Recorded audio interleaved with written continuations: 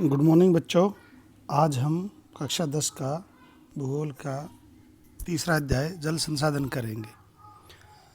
जल संसाधन जल एक नवीकरण योग्य संसाधन है, यानी कि जिसे हम दो नवीकरण योग्य संसाधन कौन से होते हैं जिन्हें हम दोबारा से प्राप्त कर सकते हैं। तो जल एक नवीकरण योग्य संसाधन है जो इसको जल चक्र के द्वारा हम पुनः प्राप्त कर सकते हैं।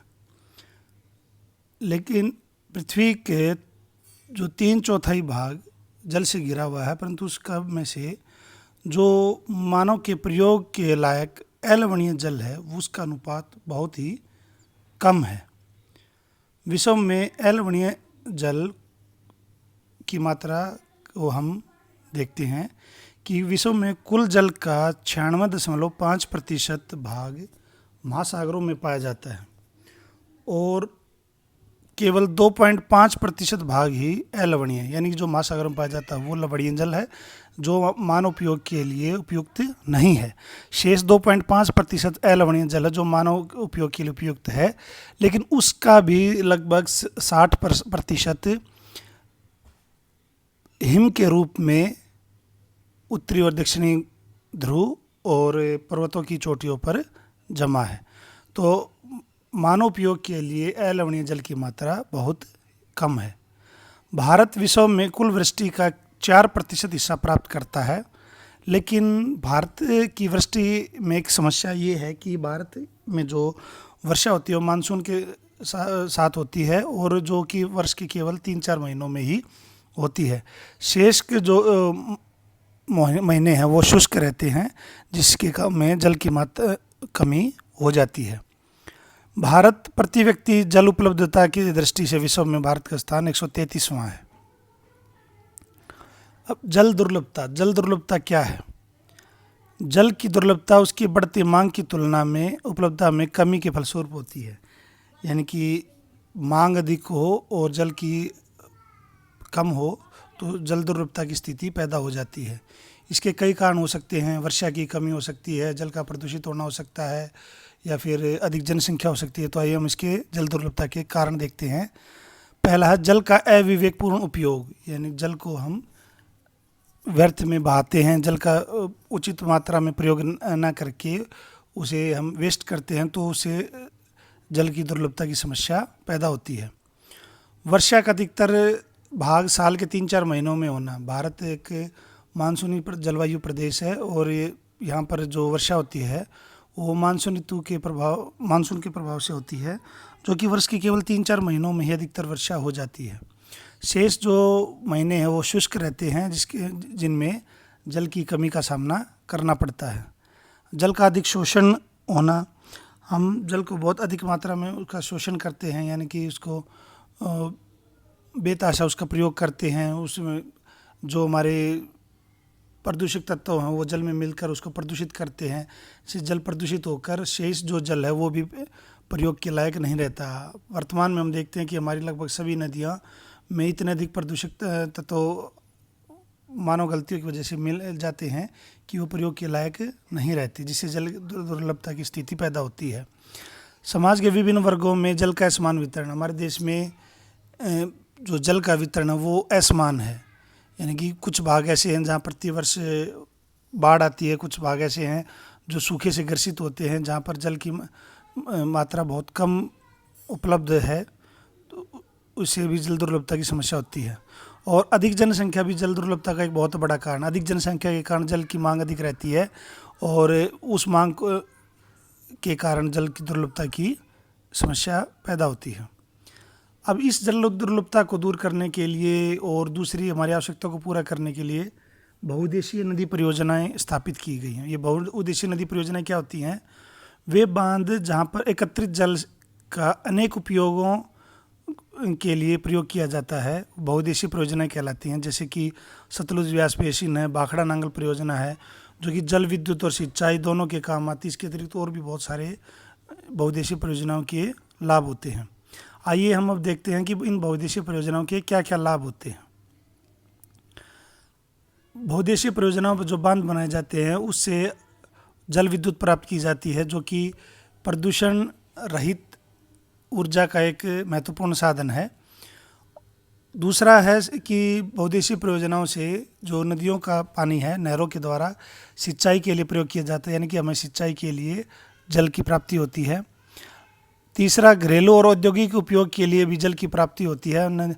जो नहरों से हमें जो शहरों और गाँव की जो ज़रूरतें हैं उसके अलावा, खेती के अलावा जो घरेलू और औद्योगिक ज़रूरतों को लिए जो पानी की आवश्यकता होती है उसका प्रयोग इन बहुउद्देशीय परियोजनाओं से पानी लाकर किया जाता है। बाढ़ नियंत्रण में सहायता मिलती है। बहुत सारी परियोजनाएं ऐसे स्थानों पर बनाई गई हैं जहाँ पर बाढ़ की समस्या बहुत अधिक होती थी और बाढ़ को रोकने के लिए भी बहुउद्देशीय परियोजनाएं बहुत महत्वपूर्ण भूमिकाएं निभाती हैं।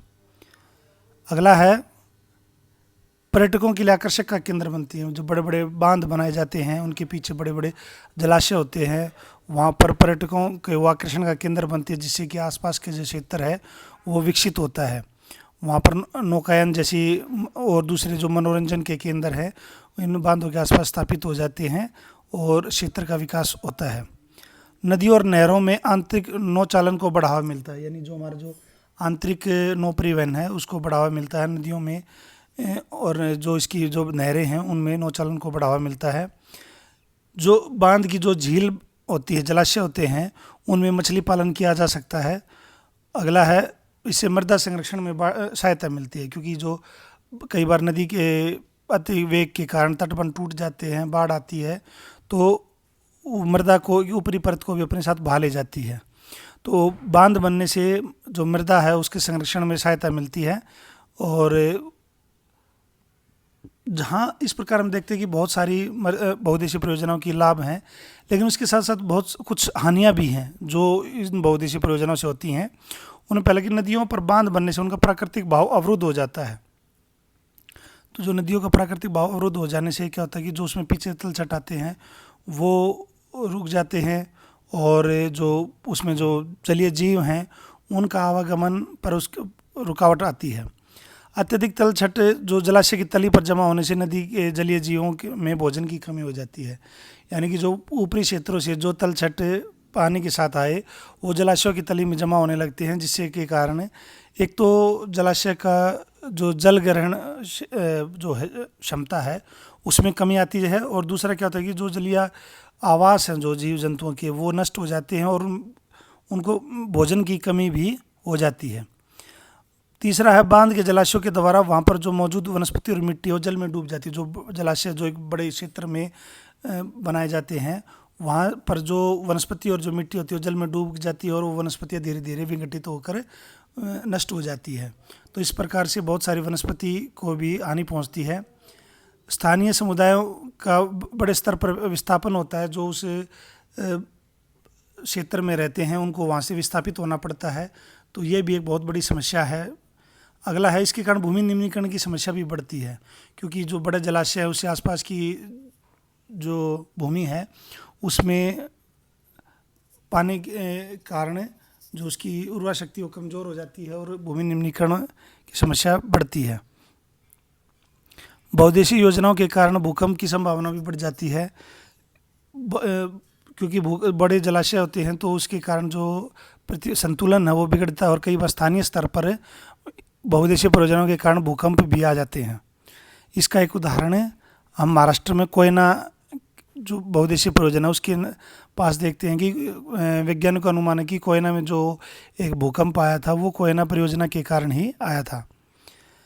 अत्यधिक जल उपयोग से जल जनित बीमारियां और फसलों और कीटाणु जनित बीमारियां और प्रदूषण फैलते हैं, और जो जलाशय हैं उनके कारण जो विभिन्न जो जीव जंतु हैं उनके प्राकृतिक जो रास्ते थे वो अवरुद्ध हो जाते हैं, जिसके कारण अब वे एक निश्चित स्थान पर ही वो रुक जाते हैं और वो आवागमन अपने क्षेत्रों में नहीं कर पाते। ये बहुउद्देशीय परियोजनाओं की हानियों के कारण इनके कुछ विरोध में आंदोलन भी हुए, और जैसे कि नर्मदा बचाओ आंदोलन है, टिहरी बांध आंदोलन है, ये इन सामाजिक आंदोलनों के इन बहुउद्देशीय परियोजनाओं के विरोध में पनपे। इन परियोजनाओं का विरोध मुख्य रूप से जो स्थानीय समुदाय हैं उनके वर्ग स्तर पर जो विस्थापन है वो मुख्य कारण रहा है, कि क्योंकि उनको अपनी जो जगह है वो छोड़कर दूसरे स्थानों पर विस्थापित होना पड़ता है, तो इसलिए उन्होंने इनका विरोध किया। दूसरा, बहुउद्देशीय परियोजनाओं की लागत और लाभ के बंटवारे को लेकर अंतर्राज्यीय झगड़े भी आम तौर पर होते जा रहे हैं। यानी विभिन्न राज्यों में जो बहुउद्देशीय परियोजनाएं हैं उनके लाभ के और लागत के बंटवारे के लिए भी आपस में उनका झगड़ा होता है। अब है वर्षा जल संग्रहण, यानी कि जैसे कि हमने पढ़ा कि भारत में मानसून ऋतु में ही वर्षा होती है और जो साल के लगभग 3-4 महीने में होती है, बाकी शुष्क होती है। तो उस शुष्क मौसम में जल की प्राप्ति के लिए हमें क्या करना चाहिए? उसका सबसे अच्छा तरीका है वर्षा के जल को संग्रहित करें। जो वर्षा के जल को संग्रहित करने के लिए अलग अलग स्थानों पर अलग अलग तरीके अपनाए जाते हैं। धरातल पर जो वर्षा की बूंदें गिरती हैं उनको संचय करके पुनः उपयोग के लिए भंडारण करना वर्षा जल संग्रहण कहलाता है।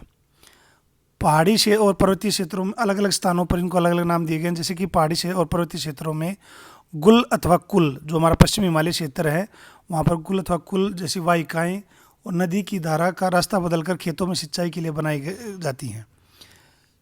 फिर मेघालय की राजधानी शिलांग में बांस ड्रिप सिंचाई प्रणाली की अपनाई जाती है। जैसे जो पहाड़ों से जो पानी रिसता है उसको बांस के द्वारा खेतों तक लाया जाता है। राजस्थान में पीने का जल एकत्रित करने के लिए छत वर्षा जल संग्रहण का तरीका प्राचीन समय से ही विकसित है। पश्चिम बंगाल के बाढ़ के मैदानों में लोग अपने खेतों की सिंचाई के लिए बाढ़ जल वाहिकाएँ बनाते थे।